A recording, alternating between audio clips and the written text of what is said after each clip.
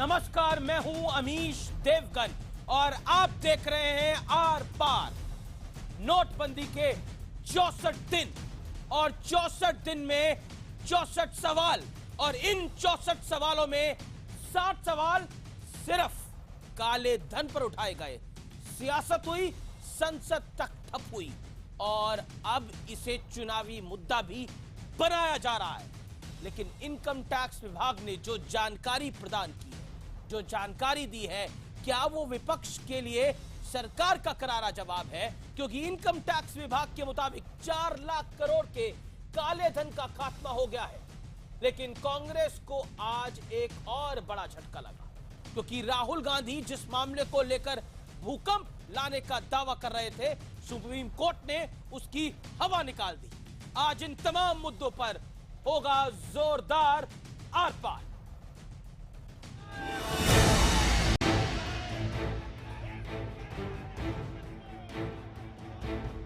प्रधानमंत्री श्री नरेंद्र मोदी ने तो ये जो बिना पूरी तैयारी के जो नोटबंदी का फैसला लिया है, तो मैं समझती हूँ कि ये ठीक नहीं है। कि लक्ष्य था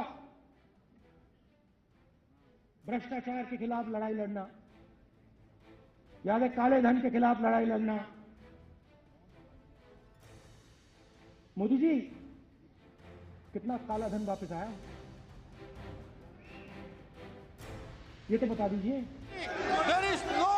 नोटबंदी पर विरोध तो पिछले 64 दिनों से जारी है और इस विरोध में बार बार यही पूछा गया है कि कितना काला धन आया, क्योंकि सरकार ने भी नोटबंदी के पीछे काले धन को वजह बताया था।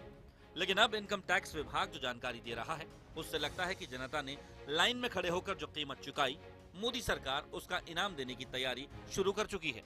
क्योंकि इनकम टैक्स विभाग के मुताबिक नोटबंदी के बाद बैंकों में 3 से 4 लाख करोड़ रुपए की अघोषित आय जमा की गई है। ये रकम अलग अलग बैंक खातों में जमा की गई है। इनकम टैक्स विभाग ने अघोषित आय जमा करने वालों को नोटिस भेजना भी शुरू कर दिया है। Congress party and its other parties are very much depressed. Gave a call for Bharat Bandh. It became a total flop. Then they gave a call for Akros rallies. Then nothing happened. Nobody turned up. Thirdly, they went to President of India 3 times, and fourthly, they started disturbing the parliament. हालांकि नोटबंदी के फैसले पर भी बड़ा सवाल खड़ा हो गया है, क्योंकि संसदीय समिति को रिजर्व बैंक ने बताया है कि नोटबंदी का फैसला सरकार के सुझाव पर लिया गया था। हमें बताया जा रहा है 97% करेंसी वापस आ गई। हमें यह भी बताया जा रहा है कि पीयूष गोयल साहब ने पार्लियामेंट में कहा कि आरबीआई का डिसीजन था। आरबीआई आज कह रही है कि गवर्नमेंट का डिसीजन था। साहब, सारी विश्वसनीयता खत्म हो गई। राजनीति अपनी जगह है, लेकिन इनकम टैक्स विभाग का अनुमान सरकार के लिए बड़ी राहत साबित हो सकता है, क्योंकि सरकार का अंदाजा था कि नोटबंदी से देश को करीब 3 लाख करोड़ रुपए का फायदा होगा। ऐसे में अगर इनकम टैक्स विभाग का अनुमान सही निकलता है तो मोदी सरकार की नोटबंदी पूरी तरह सफल साबित होगी। तो सवाल यही है कि क्या वाकई नोटबंदी से काले धन का खात्मा हो गया है? आज इसी मुद्दे पर होगा आर पार। आज आर पार में काले धन के खात्मे का विश्लेषण सुनिएगा, सुनने लायक है। 4 लाख करोड़ काला धन बैंकों में आया। यह काला धन अघोषित आय के तौर पर आया। सरकार को 3 लाख करोड़ के फायदे का अंदाज था, यह उससे 1 लाख करोड़ रुपए ज्यादा है। काले धन कुबेरों पर कस चुका है आईटी विभाग का शिकंजा। काले धन पर विपक्ष को मिल चुका है करारा जवाब। यह एक सवाल है, यह विश्लेषण नहीं, यह अब सवाल है। काले धन पर विपक्ष को मिला है क्या करारा जवाब? और आज आर पार में मेरे साथ जोरदार पैनल है। डॉक्टर संबित पात्रा है, भारतीय जनता पार्टी के प्रवक्ता। मेरे साथ सीपी जोशी साहब है, जो कि महासचिव है कांग्रेस पार्टी के, फॉर्मर रेलवे मिनिस्टर हैं, पूर्व केंद्रीय मंत्री हैं।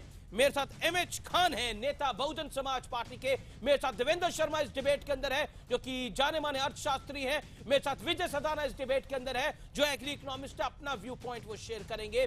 लेकिन इस डिबेट की शुरुआत सीपी जोशी साहब आपसे करता हूं।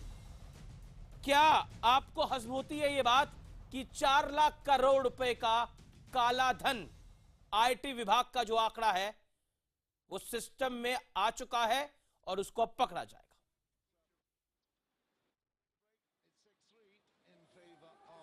इस आंकड़े के संबंध में सबसे पहले देश की जनता जानना चाहती है कि आरबीआई ने कितने पैसा उनकी अकाउंट में आया है, आज दिन तक वो जानकारी देश की जनता को नहीं दे रहे हैं। अब जब सारे देश की जनता को ये मालूम है कि 97% से ज़्यादा पैसा बैंक में आ गया है, तब ये नया शगुफा इनकम टैक्स में 4 लाख करोड़ रुपए की अघोषित गाय आई है। ये अघोषित आय तब है जब इनकम टैक्स अपनी पूरी इंक्वायरी कर लेगा, लोगों को कानून सम्मत अपनी बात कहने का मौका मिलेगा और जब फैसला हो जाएगा तब ये अमाउंट होगा। मैं नहीं समझता कि देश की जनता को अपनी फेलियर को कंपेंसेट करने के लिए इनकम टैक्स के इस आंकड़े को देकर भ्रमित करने की कोशिश की जा रही है।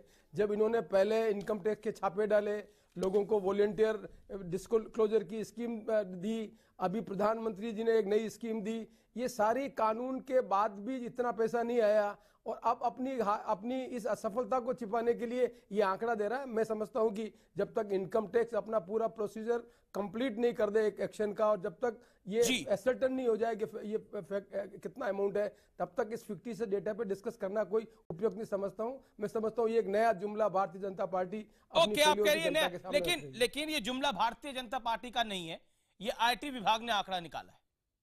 ये एक बात मैं रख दूं आपके सामने। सीपी जोशी साहब, आपने सरकार चलाई हुई है, ये देवगन जी मुझे माफ करें, ये वही आईटी डिपार्टमेंट है जिस आईटी डिपार्टमेंट ने बहुत जल्दी अभी सहारा के केस के बारे में फैसला किया है। तो आईटी डिपार्टमेंट की कॉम्पिटेंस, क्रेडिबिलिटी, ये आज देश की जनता के सामने क्वेश्चन मार्क है। इसलिए जब तक ये इनकम टैक्स के सारे प्रोसीजर लोग उसके बाद अपने कोर्ट में जाएंगे, ये सब कंप्लीट नहीं हो जाएगा, तब तक इस आंकड़े के बारे में ऑथेंटिकेट करना मैं समझता हूं सही बात नहीं है। संबित पात्रा, कोई आंकड़ा निकाल के रख दीजिए, विपक्ष नहीं मानने वाला है। तेवर देख लिया आपने सीपी जोशी साहब के क्या थे? नहीं, विपक्ष तो सुप्रीम कोर्ट को भी नहीं मान रही है। वो तो अभी सहारा डायरी के विषय में और भी रटन रट रहे हैं, उसी का माला जप रहे हैं, जबकि सुप्रीम कोर्ट ने जिस प्रकार से इनको लताड़ा है, सुप्रीम कोर्ट ने उस कागज को कचड़े के डब्बे में फेंक दिया है, ये कहकर कि ये कोई कागज नहीं है, फर्जी है। उसके बावजूद भी सीपी जोशी जैसे इतने आदरणीय और इतने बड़े नेता आके यहां मानने को तैयार नहीं है। जो सुप्रीम कोर्ट को नहीं मानता है वो सरकार के आंकड़ों को या आईटी डिपार्टमेंट के आंकड़ों को क्या मानेगा? मगर देखिए, बड़े ही साइंटिफिक ढंग से मैं अखबारों को पढ़ रहा था। जी, मैं आपको बताता हूं। देखिए, नोटबंदी को डॉक्टर मनमोहन सिंह ने बोला कि ये देश के लिए विनाशकारी है। राहुल गांधी फिर पूछ रहे हैं काला धन क्या है, मायावती पूछ रही है काला धन क्या है, लेकिन जो आईटी विभाग ने आंकड़ा दिया वो इनकी हलक से नीचे नहीं उतर रहा है। क्या करेंगे अब आप? देखिए, यहां डिस्कशन यही हो रहा है कि क्या आंकड़े हैं, कितने पैसे डिपॉजिट हो गए। आरबीआई ने कहा हम रिकॉन्साइल कर रहे हैं, अर्थात गिन रहे हैं कि डबल काउंटिंग ना हो जाए। आप 97% वापस आ गया, ये तो अपने अनुमान के हिसाब से करके डिबेट कर रहे हैं। मगर जब आईटी डिपार्टमेंट ये रकम रख रही है कि लगभग 3 से 4 लाख करोड़, उन्होंने एक रेंज दिया है, एग्जैक्ट फिगर नहीं दिया है। रेंज तब देते हैं जब पूरा प्रक्रिया पूरा नहीं हुआ हो। जब पूरी प्रक्रिया पूरी हो जाएगी तो स्वाभाविक रूप से वो आपको एकदम एग्जैक्ट फिगर बताएंगे, और रेंज भी बड़े साइंटिफिकली दिया है। आप देखिए, आप अगर अखबार पढ़ लेंगे तो उसमें ब्रेक किया गया है, कैसे दिया गया है। एक उदाहरण भी उन्होंने दिया है कि 2 से 2.5 लाख रुपए तो जो डिपॉजिट करता है उसको तो अलाउड था कि 2.5 लाख रुपए आप डिपॉजिट करिए, मगर ऐसे भी बहुत सारे लोग हैं। उन्होंने फिगर दिया है 42,000 करोड़ रुपया 2.5 लाख में ऐसे है, बहुत सारे लोगों ने एक ही पैन नंबर है मगर मल्टीपल जगह डिपॉजिट किया है। 2.5 लाख मैंने अपने इस अकाउंट में डिपॉजिट किया, 2.5 लाख मैंने अपने उस अकाउंट में डिपॉजिट किया, 2.5 लाख मैंने अपने थर्ड अकाउंट में डिपॉजिट किया। ये सोचकर कि सरकार पकड़ नहीं पाएगी, 2.5 लाख तो अलाउड है, मगर एक ही पैन नंबर होने के कारण से आईटी डिपार्टमेंट ने तुरंत पकड़ लिया और आंकड़ा भी दिया कि 42,000 करोड़ रुपए इस हिसाब से है।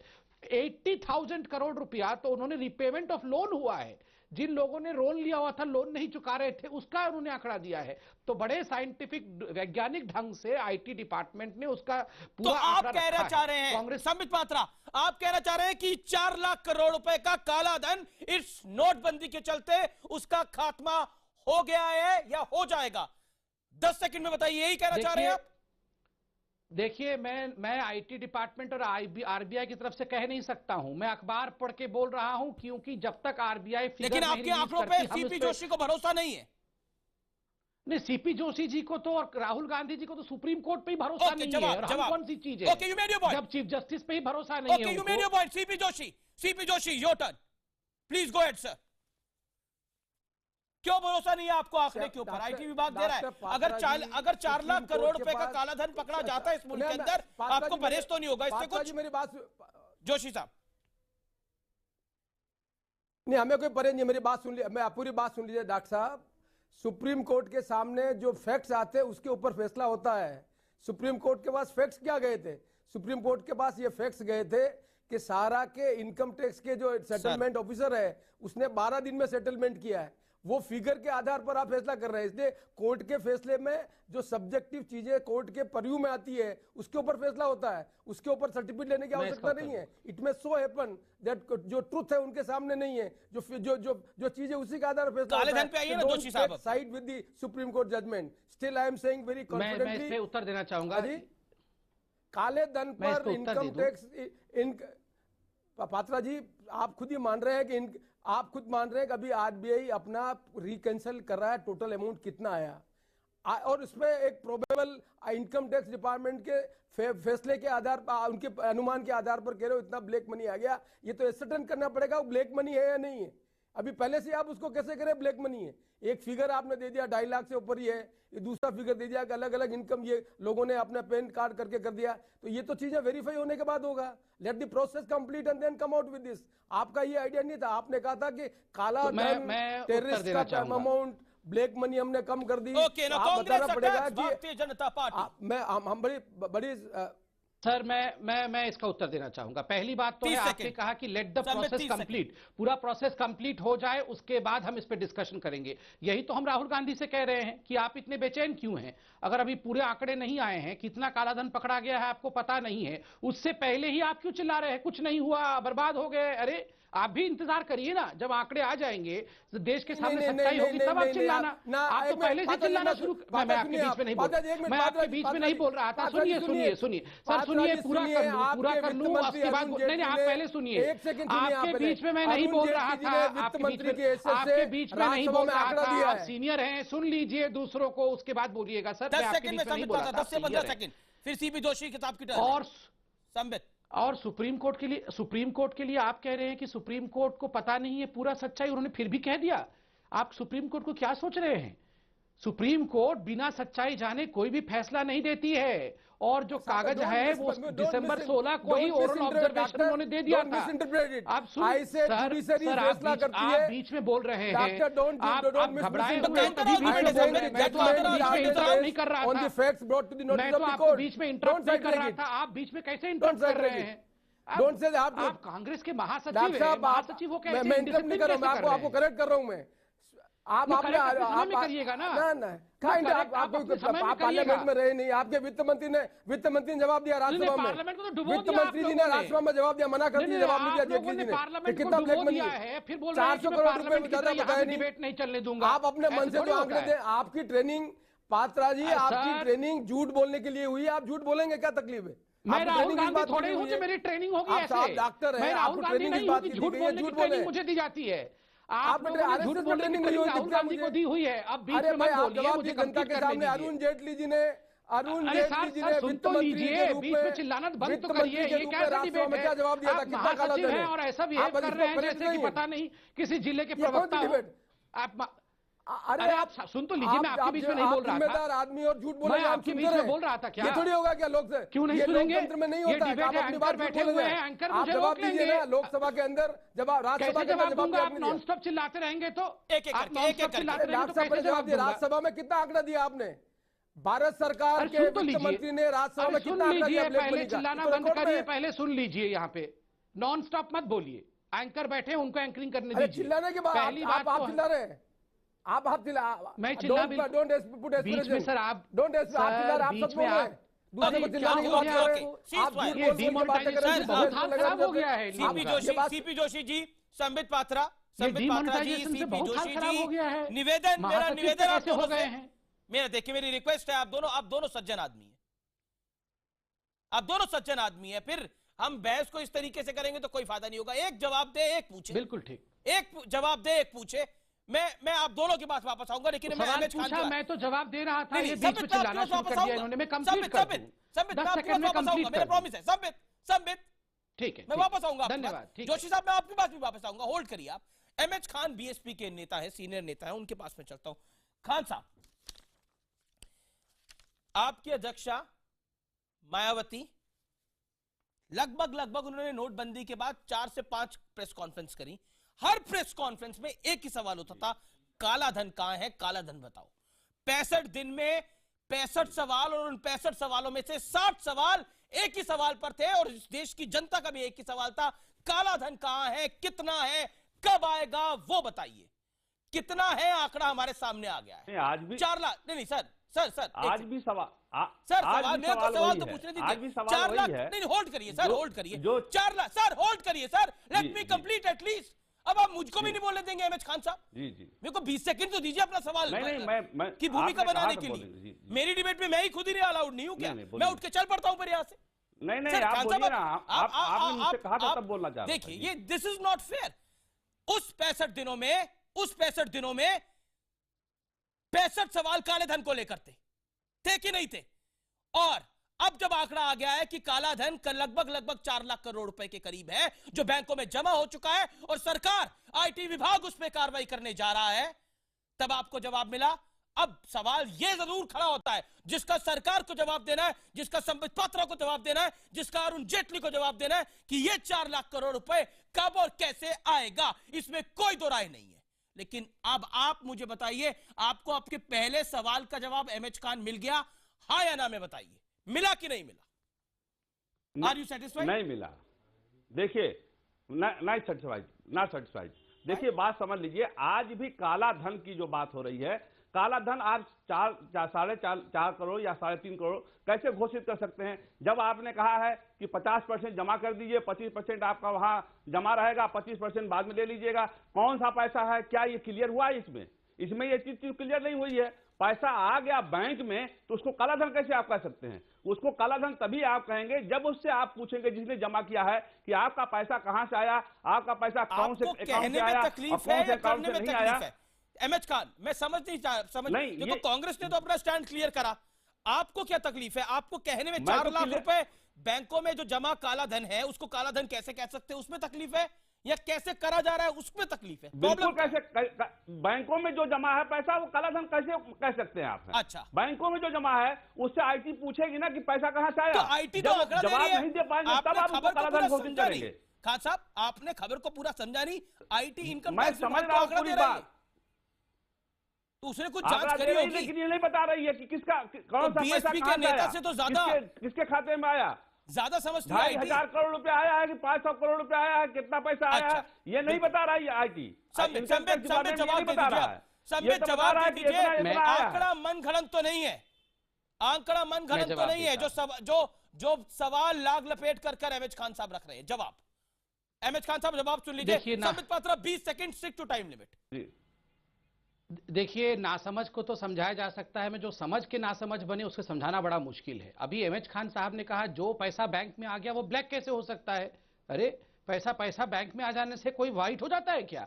जो पैसा पे टैक्स नहीं होता है, जिस पैसा पर कर नहीं दिया जाता है वो ब्लैक मनी कहलाता है। तो स्वाभाविक रूप से आईटी डिपार्टमेंट एक तरीका फॉलो करती है, वो देखती है कि पहले आप जैसे कि आनंद कुमार जी, वो जो मायावती जी के भाई है, वो पहले कितना डिपॉजिट कर रहे थे। अगर 25,000 रुपए पर महीना डिपॉजिट कर रहे थे, अचानक 25 करोड़ डिपॉजिट कर दिया है। आपको कहाँ तकलीफ होती है बहन जी के नाम पे भाई बात्रा जी? 1316 करोड़ रुपया उनका निकला है सर। बैंक की बात हो रही है, 1316 करोड़ रुपए निकला है उनका। हर बात में नजर आती है 1316 करोड़ रुपए। आप आदि हो, काला धन उनका है तो बात नहीं बताएंगे।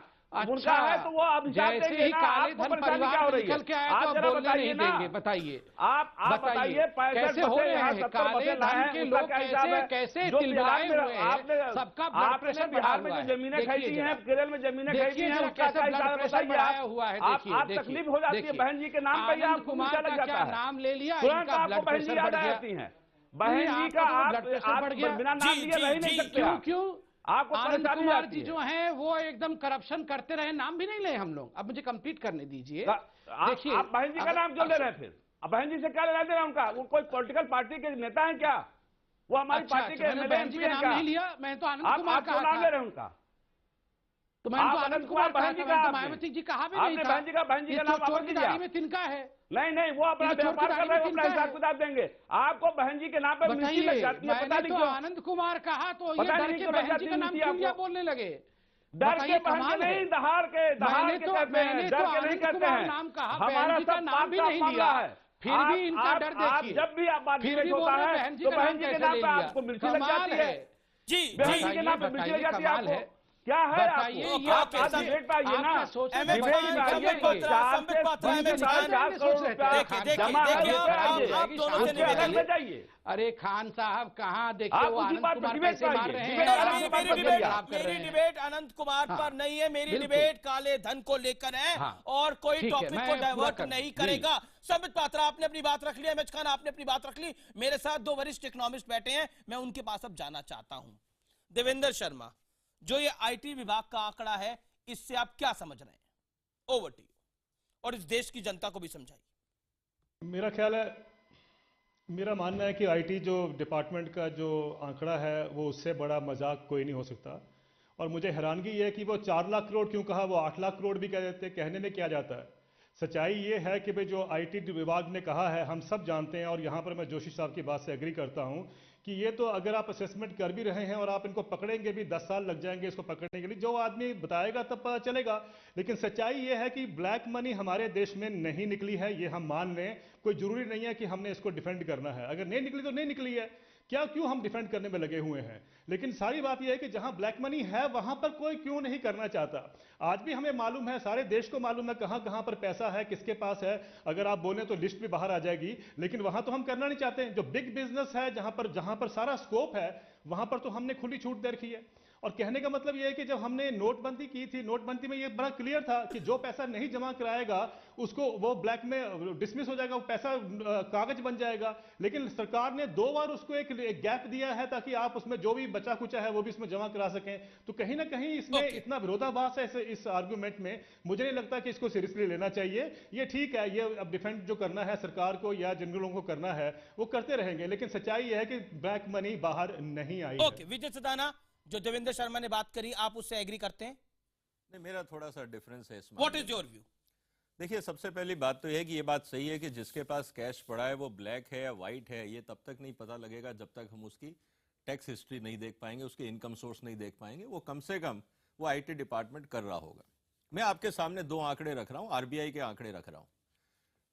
जिस दिन ये नोटबंदी की घोषणा हुई थी उससे पहले मैं आरबीआई का आंकड़ा लेके आया उनकी वेबसाइट पे। बड़ा इंटरेस्टिंग आंकड़ा है, शर्मा जी आपको भी इंटरेस्ट आएगा उसमें।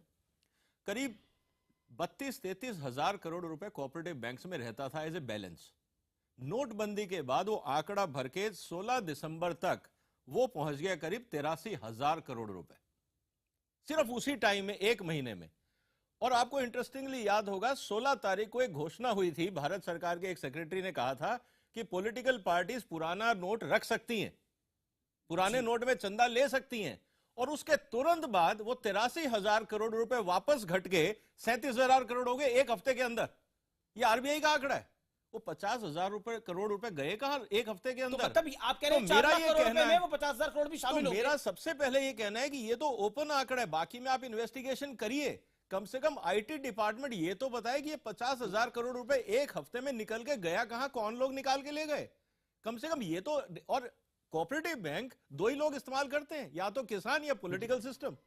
तो मेरा ये कहना है कि ये जो 50,000 करोड़ रुपए 16 दिसंबर के बाद 23 दिसंबर के बीच में जो 7 दिन में कम हुए, वो कौन लोग थे, किन्होंने निकाला, कहां गया? मेरे को लगता है कि कुछ आंकड़े हमारे सामने आएंगे। इन्वेस्टिगेशन में टाइम लगेगा, मैं मानता हूं, लेकिन कम से कम कोऑपरेटिव बैंक्स का तो बता दें। और संबित जी देखिए, इस देश की चिंता है, जब तक गंगोत्री को हम कैप्चर नहीं करेंगे, जब तक पॉलिटिकल सिस्टम में ब्लैक मनी का एंट्री नहीं रुकेगा, तब तक इस देश को भरोसा नहीं होगा कि क्या हम काले धन पे सीरियस हैं। मुझे इस बात मैं ब्रेक के बाद इस डिबेट को दोबारा ओपन करूंगा। मैं ब्रेक ले रहा हूं, एक अंतराल ले रहा हूं, लेकिन ब्रेक के बाद क्या काले धन पर खात्मे की जो सर्जिकल स्ट्राइक नोटबंदी के तौर पर हुई, क्या वो सक्सेसफुल हुई है? ब्रेक के बाद इस पर बड़ी बहस जारी रहेगी, लेकिन विपक्ष मानने को तैयार नहीं है। विपक्ष आर पार के मूड।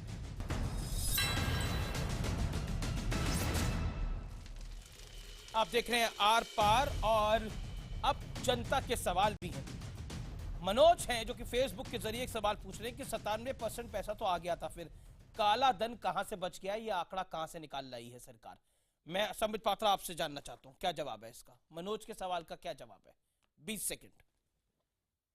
देखिए, 27% पैसा वापस आ गया तो कोई कालाधन नहीं है, ये फॉल्टेड लॉजिक होता है।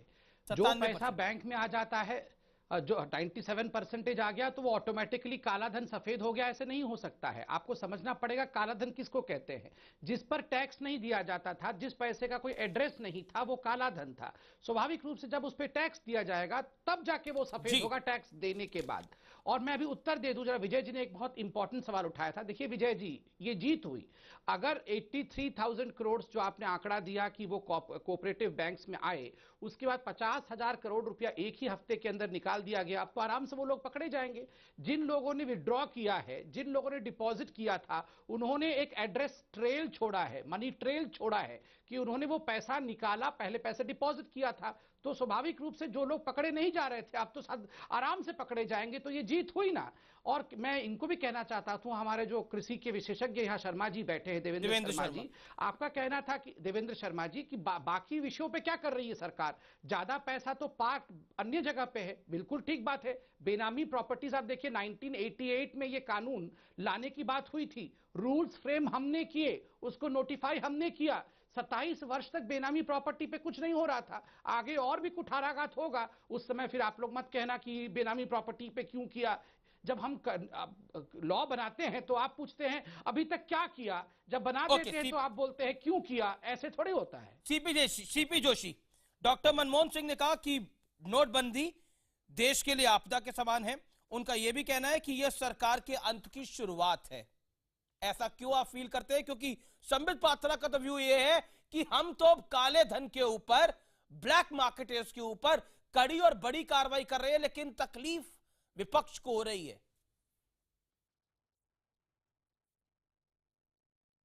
काले धन पे न कार्रवाई पहले करेंगे न आगे करेंगे जी।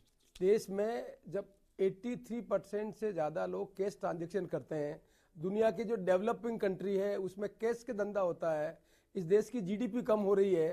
तो जो 2.5 साल पहले जनता को ख्वाब दिखाए थे इन्होंने कि हम 15 लाख रुपए देंगे, नौजवानों को रोजगार देंगे, अब जब अगले 2.5 साल में चीजें नहीं हो पाएगी तब ये बात कह रहे हैं हम। अब आज भी जिम्मेदारी से हमारे देश के प्रधानमंत्री जो इकोनॉमिस्ट है वो ये कह रहे हैं, अरे पात्रा जी आपकी चाबी ध्यान रखो, पहले दूसरे की चाबी छोड़िए, खुद की चाबी कहाँ पता है, ध्यान रखिए। सोनिया जी का नाम नहीं लेना है, चाबी की बात कर रहे हैं, अपनी चाबी कहाँ पता है? नहीं, सोनिया जी का चाबी का नाम लेने से गुस्सा जाएंगे। पहली बार टीवी पे आए हैं, बता रहा था कि आप जिम्मेदार आदमी अलमारी में है, ले लीजिएगा। आप गुस्सा किस बात पे आएगा? आपको खुद को संबंध है, गैर जिम्मेदार आदमी नहीं होते हैं।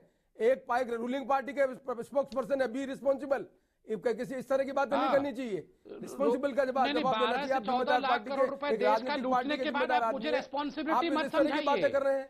रिस्पॉन्सिबल 2.5 साल तक नींद कर रहे थे क्या? 2.5 साल तक नींद कर रहे थे? किसकी सरकार है? पात्रा जी की सरकार है, आपको नहीं मालूम है?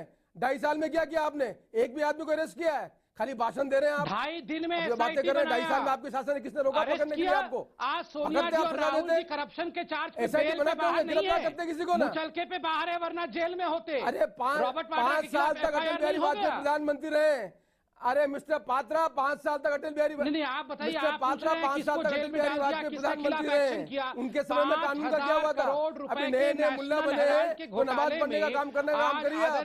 आपको जिम्मेदारी बेल पे बाहर एक करके घोटाले का फैसला आप करेंगे, आप फैसला करेंगे, कोर्ट करेगी।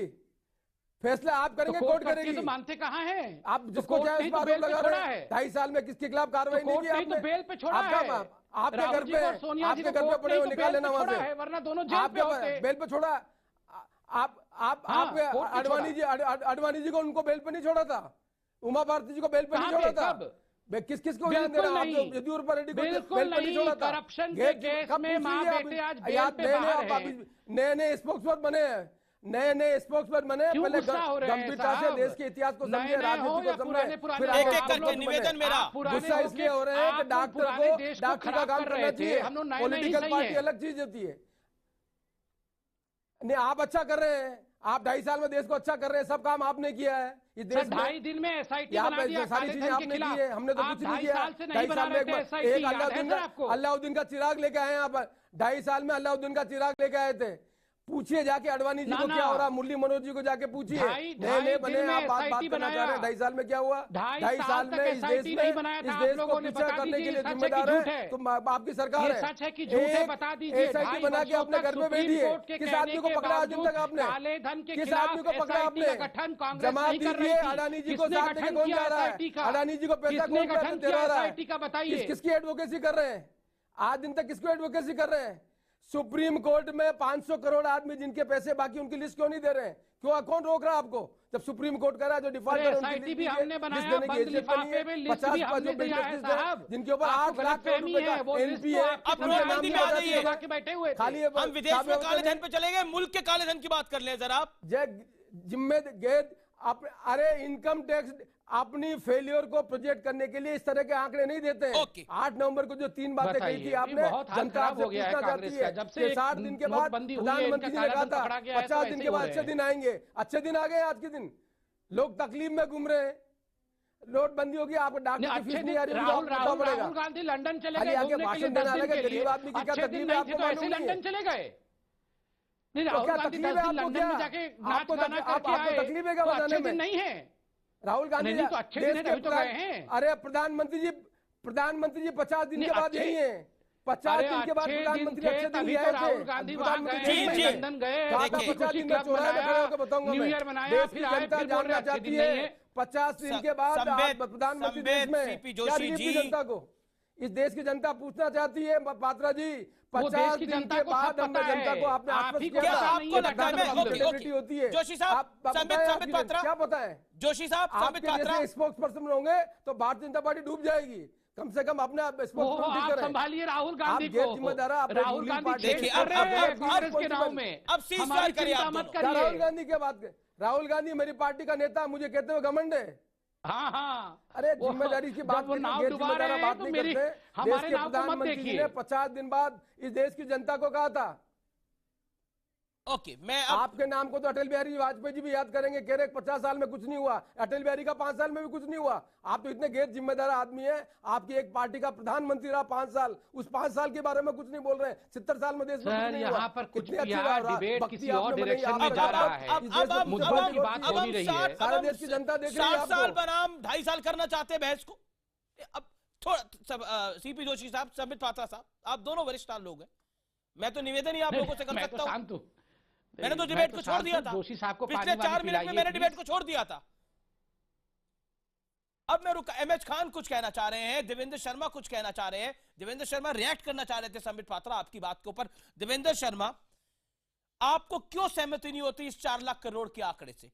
क्या आपको लगता है कि अगर ये 4 लाख करोड़ रुपया पकड़ा जाएगा तो देश के लिए बेहतर नहीं है? इस 4 लाख करोड़ से इस मुल्क में क्या कुछ नहीं हो सकता अगर पकड़ा जाता है तो? अगर IT विभाग आंकड़ा दे रहा है तो क्या हमें भरोसा नहीं करना चाहिए? आप बताइए। मैंने अनिश जी, मैंने ये तो नहीं कहा कि अगर वो पैसा पकड़ा जाएगा तो देश के हित में नहीं होगा। मेरा कहना सिर्फ ये है कि 4 लाख करोड़ रुपए का जो उन्होंने आंकड़ा दिया वो 8 लाख करोड़ भी कह सकते थे, क्योंकि कोई नहीं पूछने वाला कि कैसे वो हुआ है, कैसे होगा और कब होगा। सच्चाई ये है कि अगर हम, जैसा कि विजय सरदाना जी ने भी कहा कि 50,000 करोड़ रुपया अगर वो बैंक से निकला है, कोऑपरेटिव बैंक से, तो ये सबको मालूम था। ये सबको मालूम है कि कहां कहां पर ब्लैक मनी है।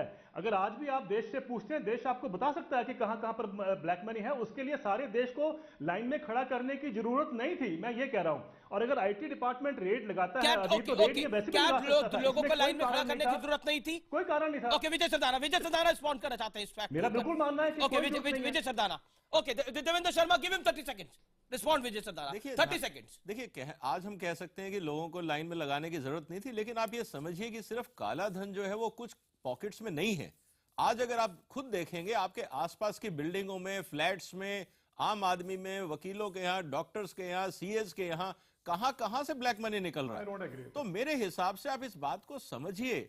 मेरा सिर्फ रिक्वेस्ट ये है कि एक कार्रवाई हुई है, अब उसको हम रिपीट नहीं कर रहे। हम ये कह रहे हैं कि जो उसके बेनिफिट्स मिले हैं, अब उसको कैसे समाज के लिए लाया जाए। और यही बात सरकार को जवाब देना पड़ेगा कि आपने जो इतनी बड़ी कार्रवाई करी है, आप उसकी क्या हमें वीकली रिपोर्ट या मंथली रिपोर्ट जनता को देंगे कि कितना कितना पैसा इस महीने हमने निकाला।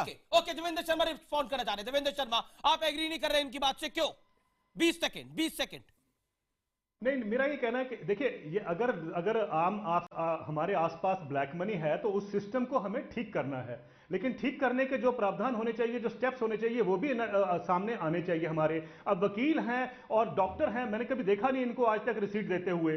क्या हम अब उनको कंट्रोल कर पाए अभी तक? वो तो एक अगर ब्लैक मनी बंद हुई, दूसरी शुरू हो जाती है।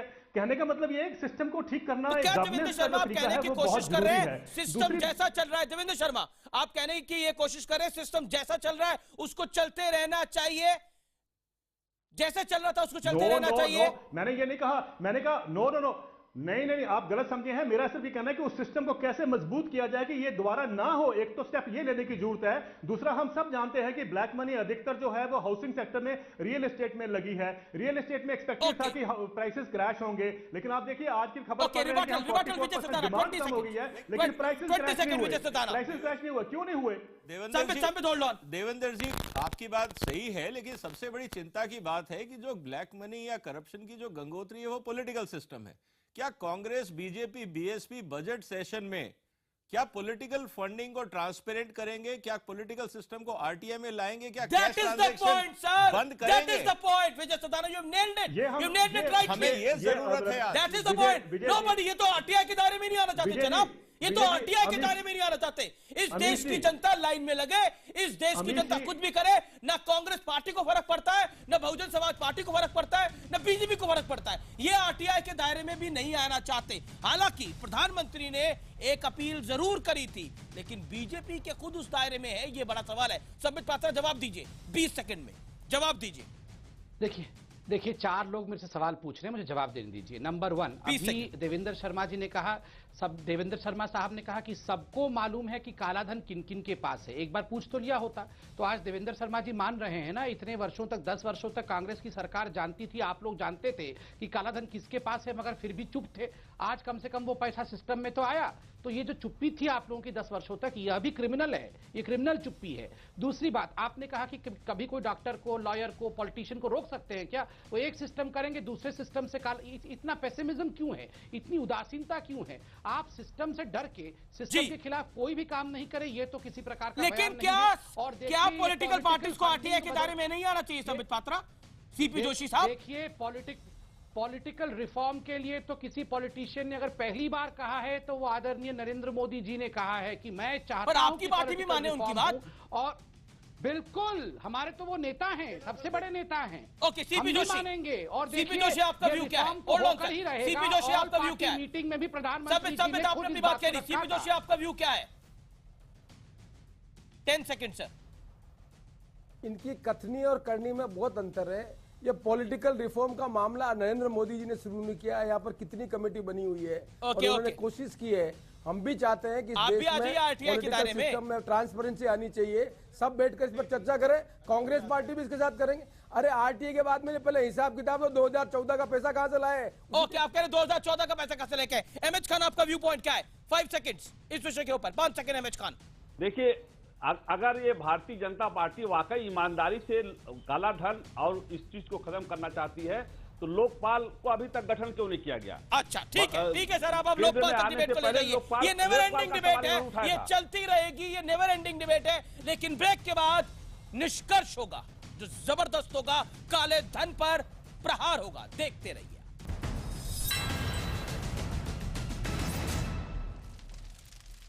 वेलकम बैक, आप देख रहे हैं आर पार। और अब निष्कर्ष देखिए, 64 दिन में 64 सवाल और उन 64 सवालों में से 60 काले धन के ऊपर। अब जवाब आया कि काला धन 4 लाख करोड़ है। तो सवाल खड़ा हुआ, वो काला धन वापस कब आएगा? राजनीति में तो सवाल जवाब मिलते रहेंगे, खड़े होते रहेंगे, लेकिन जनता को राजनीति से मतलब नहीं है, जनता को काजनीति से मतलब है, यानी काम की नीति से मतलब है। उनका काम होना चाहिए, उनकी नौकरी लगनी चाहिए, उनको फायदा मिलना चाहिए और उनका जीवन सुरक्षित होना चाहिए। आज की बहस का कंक्लूजन यही है। फिलहाल आर पार में इतना ही।